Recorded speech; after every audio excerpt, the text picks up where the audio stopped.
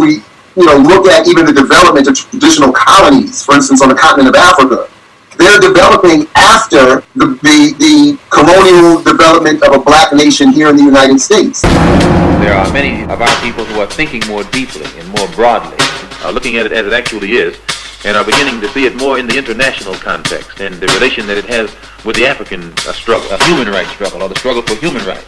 And as such, we can then take it into the United Nations. And bring about the freedom of these people by any means necessary. We charge colonialism. Our stance is that African Americans need to identify ourselves as being colonized in America. Can you explain what is the theory of internal colonization? Well, as I was trying to say very clearly, that there is not one singular approach to internal colonialism theory. There have been various approaches to it over the years, and mine is one particular form. So as I've come to understand it, it's just simply the more or less the concept that Black America constitutes a nation within a nation, starting for me with I believe 1856's Martin Delaney's phrase, nation within a nation, where he basically said within all nations, there are nations contained within those nations that are oppressed and more or less have a colonial relationship with the mother or host country. And I do acknowledge and understand that there is a Marxist-Leninist tradition that has its form, which I do appreciate and think is of value, but more or less mine follows an African, for lack of a better phrase, African-centered track of that approach. So from there was just the idea then that if Black people, and then, by the way, Kwame Nkrumah, as we were talking before, he said that the practice of capitalism is itself the practice of domestic colonialism. Mm-hmm. And essentially what, as I'm just simplifying it, it says that Black people geographically, even to this day in 2020, are often isolated in living spaces. Black people in this country are certainly still isolated socially in social and cultural spaces.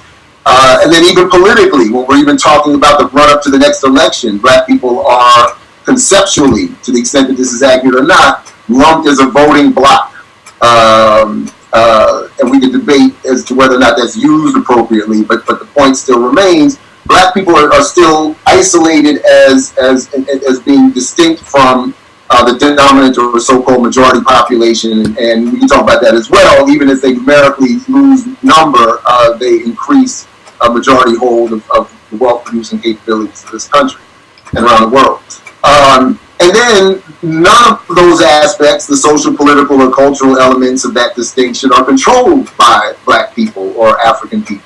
So even as there is a distinct separation, by the way, in terms of schooling, segregation today, the rates are as much now as they've ever been. And then even within schools, like even where I live now in Maryland, where they say Howard County, Maryland has the most progressive and advanced public school system. Within that, particularly at the AP or GT or whatever those levels are, that's where you see the segregation within the schools. So it's even there's like segregation within segregation. And even within the planned community I grew up in Maryland, you end up still with a Black and brown pocket surrounded by a white, more affluent community that has more control over all the resources and the pockets, blah, blah, blah, blah.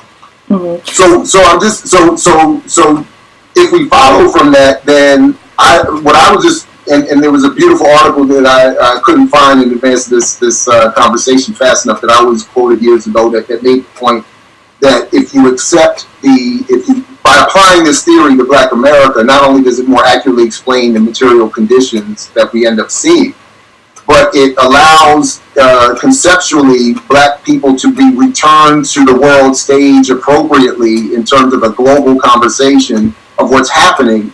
That is also more appropriate. It allows us to expand our theories and connections and maybe platforms or plans to develop to address it. In other words, if we look at even the development of traditional colonies, for instance, on the continent of Africa, they're developing after the colonial development of a black nation here in the United States. That is 1600s with the process of enslavement here, the development of a quote unquote new African community here in the United States, developing along enslavement and which was the colonial process taking place here. Continental Africans were divided up at home, renamed, re-identified, and reorganized in their relationship to the global wealth-producing processes and imperial processes that were creating pockets of capitalism all around the globe. And so my whole simple point is, we developed here as a separate African community, just as other African communities were being forcibly reconceived and developed everywhere else on the continent and around the world. And in each case, obviously there are differences, so I'm not trying to oversimplify and or I'm not trying to omit the fact that I'm oversimplifying for this conversation, but in that process, what we end up seeing is the same relationship evolves, or very similar, these relationship evolves between these communities and their European or white mother country dominant community. And basically those relationships simply mean, as Anise Césaire pointed out, they're extractive. You know, everything black people produce is siphoned out of the community, marketed, promoted, repackaged, turned into wealth for someone else. The policies that arrive from that then are used to reoppress the communities at home. So when I was looking at hip-hop, that was perfect, because hip-hop was producing hundreds of billions of dollars now, I don't know, at this point, for corporations all around the world, and black communities are no better off today than when hip-hop first emerged. So that's crazy. So anyway, that was in oversimplifying again. I just don't want to just keep talking, but that was how I developed the approach and how I still see it today. And what I think most concerns those who are critical of the approach is that the logical conclusions you end up reaching in terms of what we need to do are often uncomfortable and also themselves unsanctioned and go beyond the simple, well, we just have to vote for the next Democrat and,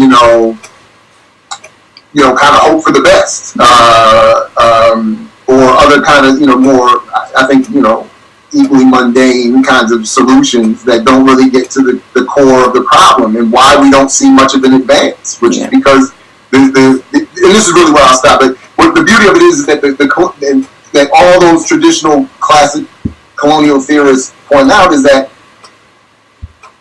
colonialism then, the process of colonizing someone or a group then creates a situation where the colonizer must maintain that relationship for their own, not only wealth and material well-being, but for their own psychological self-concept.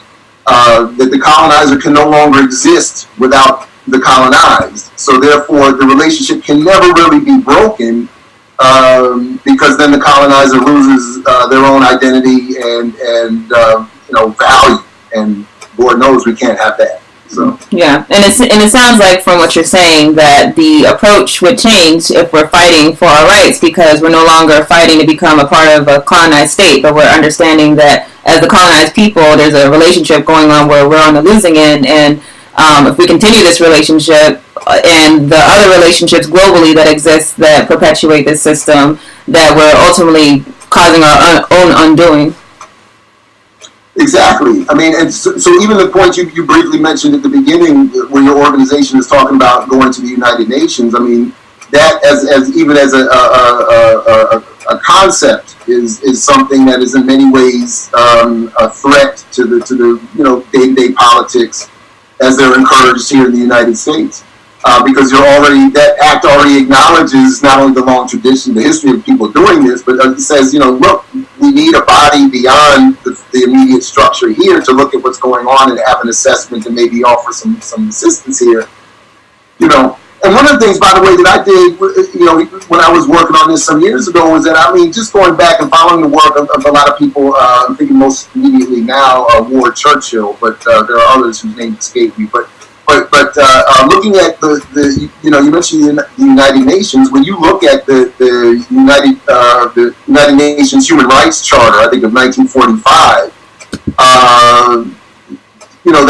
They make the point that is very much relevant to what's happening to black people here in the United States now, that sets the not only the appropriate definition for colonialism, but of also of an ongoing genocide, some of which included slow death measures of attacking target populations' cultural production. So again, as I was just looking at what's happened with hip hop, if you just look at what the white corporate influence has been to the